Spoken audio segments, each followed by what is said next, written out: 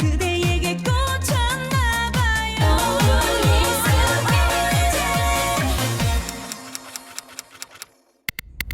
이 시대 정치는 좀 강력한 리더십, 결단할 때 결단할 줄 알고 양아치 운동권 대청소를 할 줄 아는 그런 강한 리더십을 운하고 있는데, 영감 따위한테 끌려다니는 그런 유약한 모습을 한 번도 아니고 두 번씩. 안녕하십니까. 최영원의 만세행통, 최만통, 최단디, 뭐 여러 가지로 제가 불리고 있습니다. 안녕하셨습니까?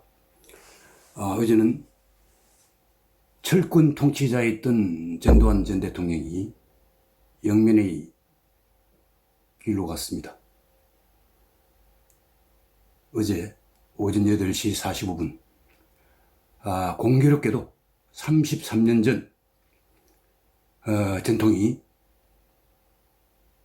백담사로 유배를 가던 그때 그날 그 시간과 아주 비슷한 때였습니다. 참 공교롭기도 하고 어떤 참 기묘한 그런 우연의 일치일까요? 저는 오늘은 제가 먼저 한 대 맞고 시작하겠습니다. 제가 저를 때린 이유는 광주에 제가 내려가 돌팔매를 맞더라도 전두환 전 대통령 전통 문제가 많은 인물입니다. 아주 문제적인 사람이죠. 우리 현대사에서 그렇게 문제적인 국가 최고 지도자까지 오른 그런 정치는 없었다고 저는 봅니다. 근데 왜 제가 한 대 저를 때린느냐 하면, 전두환 전 대통령도 노태우 대통령과 같이 국가장을 해주는 게 저는 옳다고 생각합니다. 물론 그 전두환 전통원이 그 호공 시절 철권 통치 또 정권을 잡는 과정에서 5.18 비상계엄을 확대해서 정치인들을 체포하고 연금하고 국회의 문을 닫아버리고 대학을 휴교시켜버리고 여러 가지 나쁜 일을 많이 했습니다. 분명히 엄청난 역사의 심판을 받을 수밖에 없는, 결국 검찰이 첫 번째 수사 때는 성공한 쿠데타는 처벌할 수 없다라는 독일에서 그런 이론이 있긴 합니다. 그러나 그것은 우리 이 권력을 찬탈하고 군사 쿠데타를 합리화하는 그런 잘못된 겁니다. 2차 검찰 수사에서는 내란 목적 이런 살인 이런 것들에 대해 유죄 판단을 분명히 내립니다. 대부분까지도 확정이 됐고, 그래서 전두환 대통령은 자기 후계자인 노태우 대통령 때 인증과 가깝게 백담사로 유배를 간 데 이어 다시 한번 복역을 인증과 가깝게 합니다. 참 파란만장한 일생이 아닐 수 없습니다. 그런데다가 광주 피 흘린 그런 희생자들에 대해서 진심 어린 사과를 하지도 않았습니다. 그건 참 문제입니다. 물론 이분도 무장하지 않은 비무장 시위대 이런 분들이 희생세에서는 참 사과를 한다. 그 유족들에게 특히 미안한 마음을 금할 수 없다는 말을 하긴 했습니다만, 자기가 광주 항쟁을 진압하기 위해 발포 명령을 내리고 한 일은 없다는 자세를 끝까지 고집을 했습니다. 그러나 그것은 믿기 어렵습니다. 신군부의 권력 세리라든지 지휘체계라든지 이런 것들을 볼 때 전두환 전 대통령이 최소한 묵인 방조 그걸 너무 발표를 해서라도 그 진압을 하라라고 해석 가능성이 상당히 있어 보입니다. 물론 그건 이제 밝혀지지 않은 채 미궁에 빠져버렸습니다. 죽은 자는 말이 없는 법입니다. 그리고 우리 한국을 비롯한 동양에서는 죽음 앞에 겸허해집니다. 전두환 대통령이 진심 어린 사죄를 안 한 것이 큰 잘못이라고 저는 생각하고 있고, 또 추징금 완납하지 않고 3분의 1 넘게 미납인 상태로 저 세상으로 갔습니다. 그런 것도 역시 문제입니다.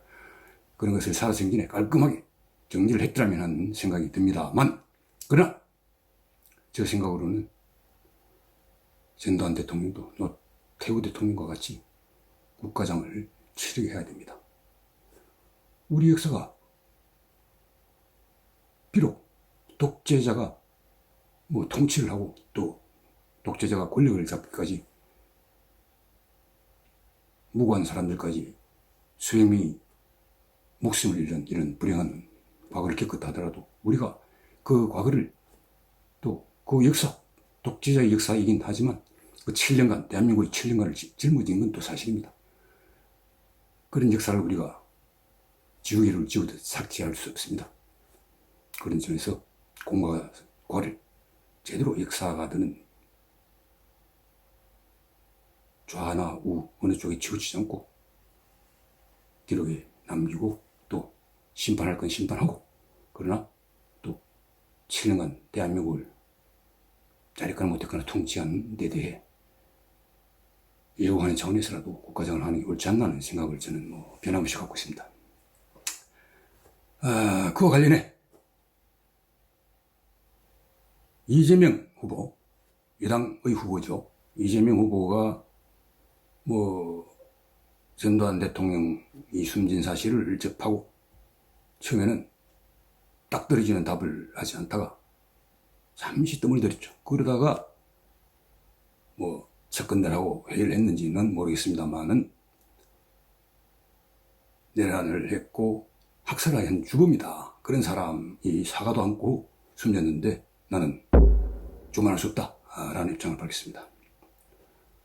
앞서 국민의힘 윤석열 후보는 마찬가지 질문을 받았을 때 고인에 대해 조문하는 게 도리가 아닌가 생각한다라고 일단 이야기를 했습니다. 그리고 5.18 수많은 희생자들에 대한 그런 견해를 묻을 때는 상주인데 정치적인 말은 지금 하지 않는 게 좋을 것 같다라고 위보적인 입장을 밝혔습니다. 그런데 이재명 후보가 조문하지 않겠다는 그런 말을 한두 시간 뒤에 아마 측근들 점심을 먹을 때 압도적으로 조문을 해서는 안 된다 이런 의견들이 많았던 것 같습니다. 그래서인지 앞서 조문하는 게 도리가 아닌가라고 하는 그 말을 사실상 번복하고 조문하지 않기로 결정을 했다고 발표를 했습니다. 저는 조금 실망스럽습니다. 아까도 얘기했듯이 죽음 앞에 우리는 경외해져야 됩니다. 그리고 독재자이고 권력을 찬탈했고 또 광주의 많은 수백 명의 희생자를 냈기는 하지만 7년간 대한민국을 다스린 사람에 대해 좋건 싫건 그 잘못에 대해서는 준연하게 역사의 심판대에서 꾸짖고 나무라는 그런 기록으로 남기더라도 국가장을 치러주는 게 옳지 않느냐는 생각입니다. 국립현충원에까지 묻게 할 수는 없다고 하더라도 국가장마저 해주지 않는 그런 인색한 문재인 정권, 조문도 하지 않고 조의도 피하지 않았습니다. 용렬한 현명한 정권이라고 저는 생각합니다. 조문을 하지 않더라도 조문에 있듯 이런 것들을 밝힐 수는 있는 것 아니겠습니까? 전두환 대통령도 공도 있습니다. 집권하는 과정에서 엄청난 잘못을 저질렀지만 경제를 안정시키고 김재익 경제수석 같은 사람에게 경제의 전반을 맡겼습니다. 김재익이 고사하며 나를 쓰면 불편한 정책들을 많이 쓸 수 있는데 그래도 괜찮겠느냐고 전두환에게 반문합니다.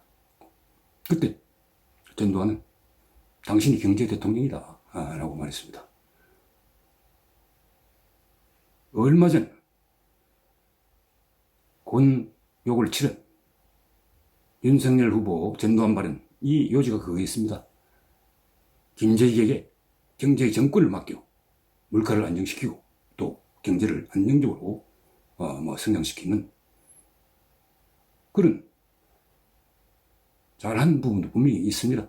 그걸 대통령 후보가 기자들 앞에서 하는 말은 적절치 않습니다. 정치적 은호구사에 정치 초년배인 윤석열 후보가 실수를 한 것이죠. 그걸 너무 정색을 하고 나무랄 일도 아닙니다. 윤 후보가 어쨌든 자기의 실언에 대해 공들여 사과문을 아마 끙끙거리며 밤늦도록 썼을 겁니다. 그러나 그 직후 또 개사과 파문이 일어나가지고 그 사과의 진정성이 빛이 바리고 윤 후보는 정말 아주 궁지에 몰렸습니다. 아마 그만둬 버릴까 이런 생각이 목 끝까지 아마 차올랐을 겁니다. 그런 여러 가지 트라우마 때문에 조문, 번복 이런 해프닝이 있었겠습니다만 우리 국민들은 과연 윤석열 후보가 조문하지 않기를 바란 사람이 많았을 것 같습니까? 저는 그렇게 생각하지 않습니다. 특히 한 번 그런 생각을 했다면 참모들이 반대하더라도 참모들 설득하는 그런 리더십을 보여줄 줄 알아야 된다고 생각합니다. 지금 문재인이나 그 전에 박근혜나 이런 요약하기 짝이 없고 결단할 줄 모르는 이런 나약한 리더십, 무능한 리더십들, 이런 식들보다는 의연하고 당당한 그리고 결단할 줄 아는 그런 리더십을 지금 이 시대 정신이 부르고 있습니다. 그렇기 때문에 정권 교체를 해야 된다고 소리 없는 아우성이 지금 들려나오고 있는 겁니다. 그런데 어제 번복 소동은 저는 상당히 실망스럽습니다. 윤석열 캠프의 참모들 조금 문제가 있는 것 같습니다. 부자 몸조심하듯 하는 것을 이해 못할 바는 아니로되 그러나 개중에 한 명이라도 그건 조문을 하겠다는 뜻을 일단 밝혔으니 약간의 반발이 있더라도 가는 게 옳다고 하는 사람이 한 명도 없었다고 들었습니다. 그건 정말 이해가 잘 안 되는. 그 서양 중세 때 악마의 변호인, 데블스 애드버키트, 공동체를 위해 누구 한 명은 끝까지 반대하는, 그래서 최악의 선택을 피하려고 하는 그런 악역을 담당하는 사람들이 있었습니다. 왜 윤석열 참모들 중에는 그런 사람들이 있습니다. 윤석열 참모 최측근이 누구인지 모르지만 맞아요. 리더가 혼자서 일을 할 수 없습니다. 참모들의 현명한 좋은 판단 이런 것들을 참고로 결단하는 건데 엉터리 같은 조언을 하는 일이 잦아지면 그 리더는 실패하고 맙니다. 윤석열 참모들이 좀 정신을 바짝 차리기를 당부드립니다. 그리고 또 아직도 현안이 되어 있는 김종인 영감의 목리. 김종인 영감이 나는 일상으로 돌아간다. 이제 정치 개입 안 하겠다. 라고 하고 집으로 가버렸습니다. 근데 이 영감의 말을 액면 그대로 믿을 수 없습니다. 어떤 김종인 전문가들은 저건 자기 집으로 찾아와서 윤석열 후보가 자기에게 머리를 숙여라라고 하는 그런 사인이라고 합니다. 근데 지금 혹시 김종인 영감이 여당으로 갈까봐 주위에서 저 영감을 붙잡아야 한다는 그런 조언을 한다고 합니다. 밤중에 영감이 좋아하는 포도주 한 병을 들고 찾아가서 다시 돌아가라고 설득을 하라고 조언을 한다고 하는데 저는 그게 말이 안 된다고 생각합니다.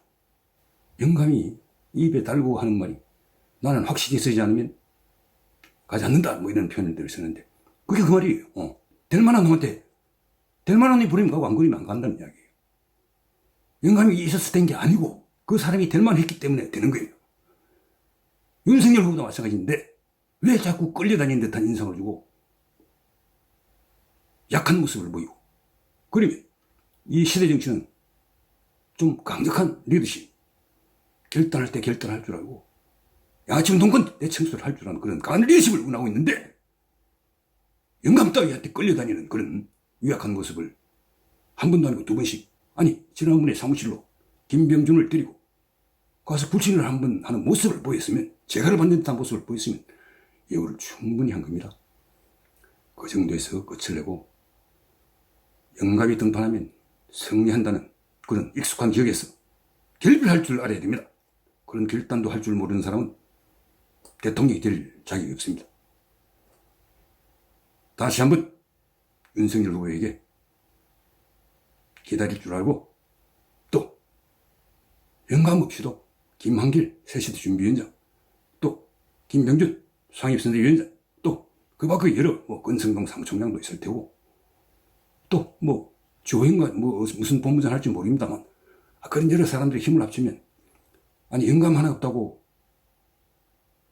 야통 정교, 야통 정정교, 정권 교체와 3월 9일 대선 투표는 정치 교체까지 한 번 이루는 그런 압도적 승리를 저는 해낼 수 있다고 봅니다. 특히 김한길 새시대 준비위원장 딴 데 좀 하십시오. 그렇게 해서 양심적인 운동권 세력, 문재인의 폭정 실정, 그 다음에 양아치 운동권들이 탐욕 이런 데 실망하고 분노한 반문 탈문 양심적 운동권 세력과 또 경기동부가 장악한 민주노총에 분노한 절망한 양심적 노동세력 이런 사람들까지 다 모아 중도의 외인 확장을 통해 압도적 승리를 반드시 이뤄내야 합니다. 그러려면 영감과 같은 트러블 메이커는 오히려 없는 게 더 나을지 모릅니다. 윤석열 후보 정신 차리십시오. 윤 후보의 참모들 더 정신 차려야 합니다. 그런 의미에서 제가 한 대 더 절을 받겠습니다. 마치겠습니다.